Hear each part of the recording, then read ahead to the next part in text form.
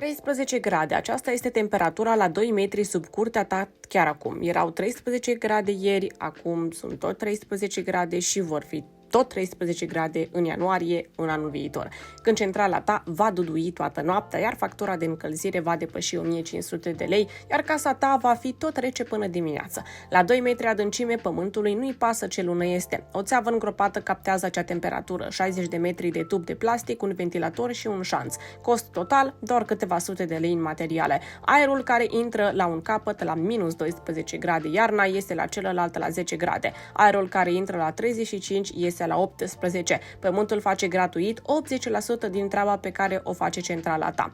Practic, noi numim aceasta cea mai eficientă abordare de încălzire disponibilă în 1993. Am dovedit acest lucru în 4.000 de locuințe în 1997. Suedia încălzește astăzi una din 5 case în acel fel. 1% din casele din toată lumea o folosesc. Tuburile geotermale nu au listare, nicio certificare, nicio conformitate, nicio rubrică, niciun formular de evaluare. Nu sunt interzise în codurile de construcție. Sunt ceva mai rău. Ele nu există. Aceasta nu este o poveste despre o tehnologie care a eșuat. Aceasta este o poveste despre o tehnologie care a funcționat atât de bine încât a amenințat o întreagă industrie și a fost ștearsă, nu prin interdicție, ci prin omisiune.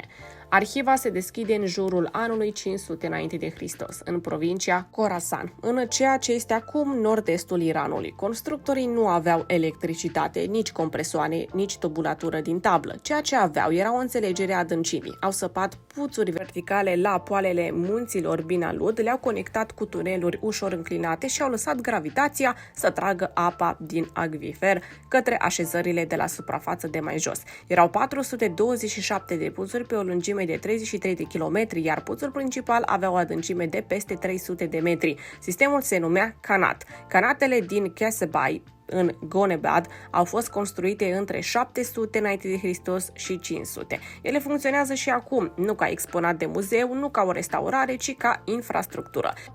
40.000 de oameni scot apă dintr-un sistem care a funcționat continuu timp de 2700 de ani. Zero buget de întreținere, nici o piesă de schimb, nici un contact anual de service. Ei bine, dar apa a fost doar jumătate din descoperire. Aerul care circula prin acele tuneluri intra în contact cu apa subterană și cu pământul din jur la temperaturi subterane stabile, răcoros vara și cald comparativ cu suprafața înghețată iarna.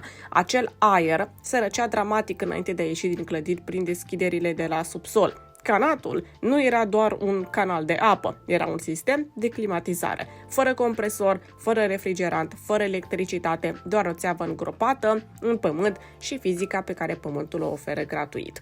Timp de 1500 de ani, niciun inginer occidental nu a documentat acest lucru. Apoi, în aprilie 1968, un inginer american de origine germană, pe nume Wolf, a publicat un articol de referință în Scientific American, intitulat The Kanats of Iran.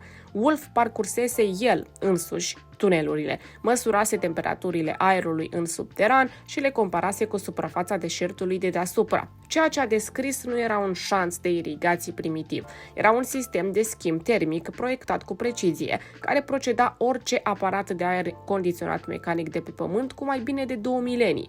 Articolul a schimbat înțelegerea occidentală despre răcirea subterană, dar nu a schimbat practica construcțiilor occidentale. Nu încă. Persanii nu au fost singuri. La 700 de kilometri spre sud, în orașul deșertic Yazd, sit al Patrimoniului Mondial UNESCO din 2017, o tehnologie paralelă evoluase deasupra solului. Turnurile de vârf, practic, turnuri înalte dreptunghiulare, care se ridică deasupra acoperișului pentru a capta vânturile dominante și a le direcționa în jos prin clădiri, adesea prin canalele subterane ale canatelor, înainte de a intra în spațiile de locuit. În 1976, o tânără cercetătoare pe nume Susan Roth, mai târziu profesor emerit la Universitatea Heriot-Watt din Edinburgh, a realizat prin studiu cuprinzător. Practic, ea a numărat 713 turnuri de vânt care încă stăteau în picioare doar în Yazd. Cel mai înalt, în grădina Dowlat-Abad, se ridică la 33 de metri. Cel mai sofisticat, Shesh Bagdir Abad-Bar, folosește doar 6 turnuri de vânt pentru a răci apa stocată la temperaturi apropiate de îngheț pe tot parcursul celor mai fierbinți luni de vară. 2 ani mai târziu, în februarie 1978, inginerul de origine iraniană Mehdi Bahadori a publicat Passive Cooling System in Iran Architecture, practic în Scientific American. El a documentat sistemul combinat turn de vânt-canat ca o rețea de aer condiționat pasiv complet integrată. Reducerile de temperatură măsurate au fost de 10 grade Celsius într-un oraș unde vârfurile de vară depășesc 45 de grade, fără compresor, fără conexiune la rețea, iar fără factură lunară. Iar Iranul nu a fost singura civilizație care a descoperit acest principiu.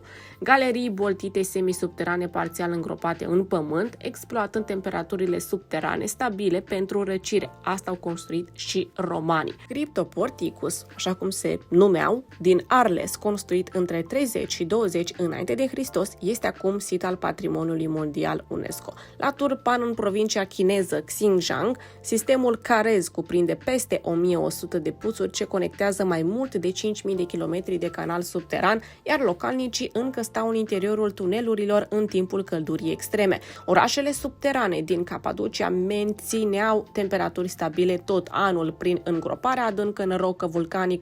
Hipogeul Hal Salvienii din Malta, sculptat în calcar viu în jurul anului 3600 înainte de Hristos și descoperit accidental în 1902, menține temperaturi constante și răcoroase la 5000 de ani după ce constructorii săi au dispărut. Fiecare civilizație majoră de pe pământ a descoperit acest principiu în mod independent. Perșii, romanii, chinezii, capadocienii, maltezii, separați de mii de kilometri și mii de ani, toți au ajuns la aceeași concluzie. Pământul menține temperatura, îngroapă un canal, mișcă aerul prin el. Fizica nu este regională, nu este culturală, este geologică. Iar în 1965, un inginer de la Biroul Național de Standarde a demonstrat exact de ce. Numele lui era Tamami Kusuda. Lucra la Biroul Național de Standarde din Maryland, instituția numită acum NIST. În 1965, el și colegul său, Echenbeck, au primit o comandă de la Biroul de Apărare Civilă. Întrebarea era una practică. Dacă un război nuclear i-ar forța pe americani să trăiască în subteran, ce temperatură ar găsi? Pentru a răspunde, Kusuda și Echenbeck au compilat practic 63 de seturi de date cu mediile lunare ale temperaturilor solului la diferite adâncimi, adunate de la stațiile de monitorizare din toate cele 48 de state continentale. Ceea ce au cartografiat nu era informație militară, era arhitectură termică a continentului însuși. Pământul este o baterie termică, nu o metaforă, ci un fapt fizic. Soarele livrează aproximativ 1000 de W pe metru pătrat suprafeței solului în fiecare zi. Acea energie pătrunde lent, atenuată de masa termică enormă a solului și a rocii, ajungând cu săptămâni în urma sezonului care a generat-o. Solul este cel mai rece la sfârșitul lunii martie, păstrând încă frigul iernii. Este cel mai cald la sfârșitul lunii septembrie, radiind încă căldura stocată a verii. Natura a preîncărcat sistemul, iar calculele lui Kusuda au dovedit-o.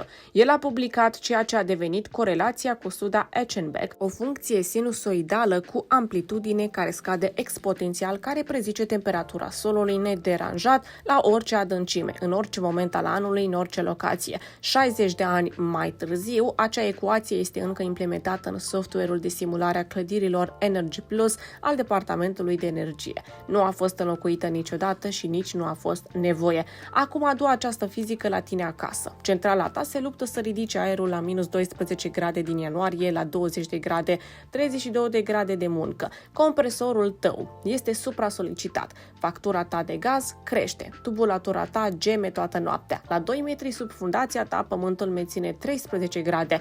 Menține 13 grade încă din octombrie. Dacă ai trece acel aer printr-o țeavă îngropată mai întâi, ar ajunge la centrala ta deja la 13. Sistemul tău ridică acum 7 în loc de 32.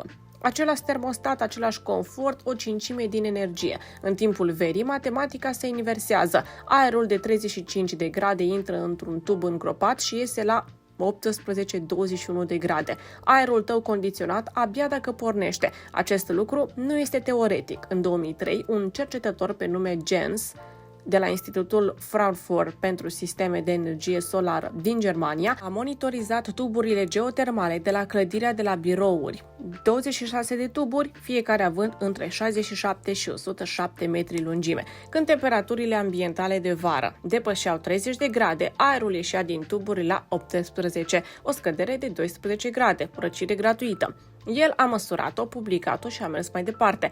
Pompele de căldură sol-apă duc acest lucru mai departe. Ele circulă apă prin bucle încorpate și folosesc un ciclu de refrigerare pentru a concentra căldura extrasă.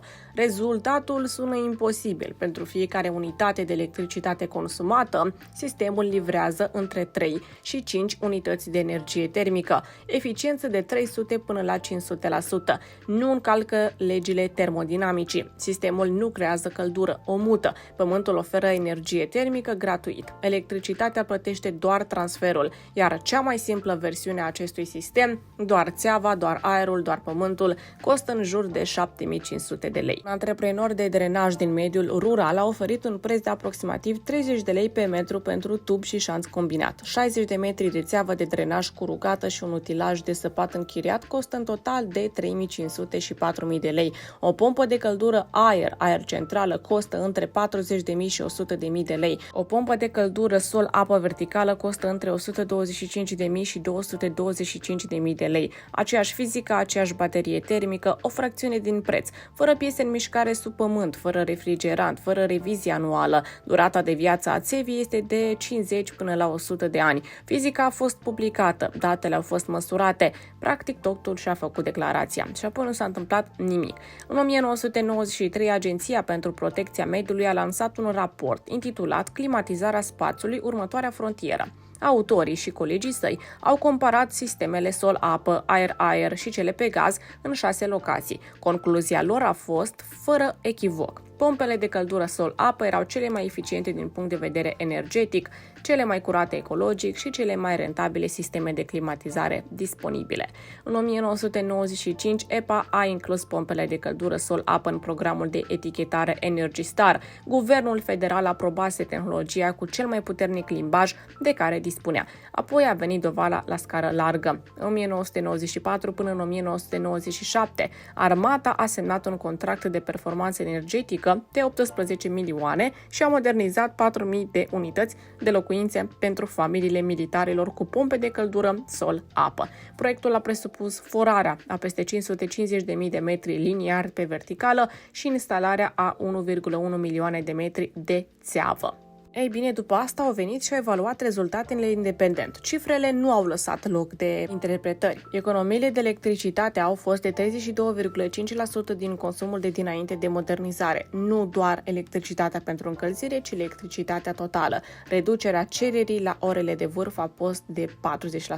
Gazul natural pentru climatizare spațiului a fost eliminat, dispărut 100%. Armata a economisit milioane la o singură unitate militară. Practic, dar acum deschide codul internațional de construcții. Caută tuburi geotermale, caută schimbătoare de căldură sol-aer, caută ventilație cuplată la sol. Nu vei găsi nimic, pentru că tuburile geotermale nu apar nicăieri în codul rezidențial internațional și nicăieri în codul mecanic. Nu poartă nicio listare și cam asta este. Nu avem nimic de făcut, pentru că niciun număr de standard de produs, nicio rubrică și nicio programă de licențiere nu se află acolo. Nu sunt interzise. Asta ar necesita recunoașterea faptului că ele există. Deci nu putem face asta. Practic, una dintre secțiuni, care cere ca sistemele de încălzire să mențină 20 de grade la 1 metru deasupra nivelului podelei. Tuburile geotermale singure nu pot garanta acest lucru în climate extreme. Capitolul 14 reglementează sistemele mecanice, iar tuburile geotermale nu sunt enumerate ca echipamente aprobate. Inspectorul de construcții care solicită echipamente listate și certificate, așa cum fac majoritatea jurisdicțiilor, nu are niciun mecanism pentru a le aproba. Cam asta am avut de spus pentru astăzi. Spuneți-mi în comentarii ce părere aveți sau dacă ați auzit vreodată de acest sistem. Ne vedem cu drag data viitoare și îți mulțumim pentru vizionare!